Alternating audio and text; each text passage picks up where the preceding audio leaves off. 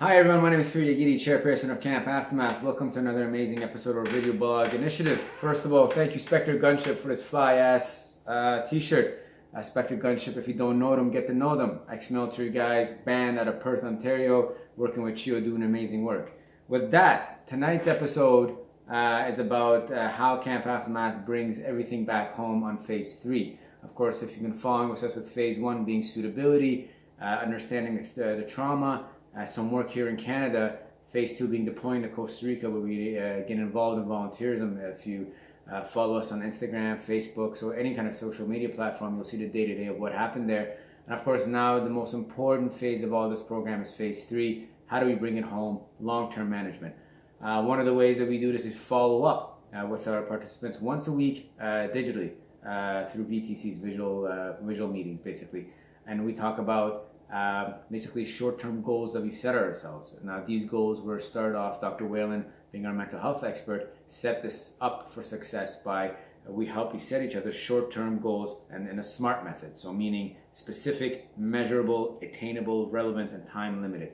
So this is not basically trying to get it to be accountable to each other. We set these goals in the group setting while we were in Costa Rica, repeated them, and kind of ingrained in us when we came back to Canada, as in our post-deployment, the 2 days upon returning. And basically we hold each other accountable every week when we meet each other digitally.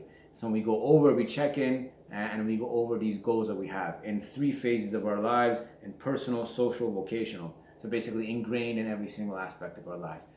This is huge because if you have these long-term, like I'm going to, better the relationship with my wife. Not very specific, long-term. It's easy to fall off the bus. It's easy to get discouraged. Whereas you make it short-term. What am I going to do immediately? For example, if you want to better the relations with your wife or your families, for example, I'm going to date my wife once a week for an hour and a half, 2 hours. Simple example. And we hold each other accountable, right? Because it's not like you set the goal, you go away. You have to share this goal with a group of, almost 7 to 10 people, including staff. Which, by the way, everyone in Camp Aftermath, including the staff, have to do this. There's no spectators in Camp Aftermath. There is no hiding in this program.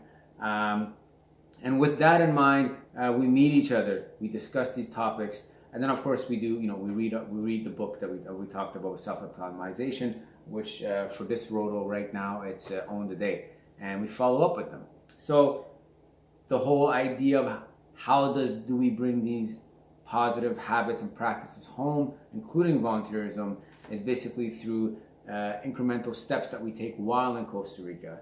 And near the end of Phase 2 while in Costa Rica, when we're trying to get everyone to come down from that high and back into how do I take this home? So this doesn't just turn into an experience that I had in Costa Rica. I can feel good. I can feel like I'm moving towards who I want to be back here in Canada. And that's really the whole point of this trip. As I mentioned in previous videos, Phase 1 and 2 were just preparing us for the theater of battle, which is here in Canada, back to our real lives, back to get involved in volunteerism in Canada, and back to practice all these positive habits that we've been developing, including yoga, meditation, and whatnot. So just a quick little blurb on how we plan to bring this home. More to come on Phase 3, obviously, as I'll explain more in short little videos. Thank you for joining me. If you got comments, like it down below, subscribe, and you get more of this bad boy. Take it easy.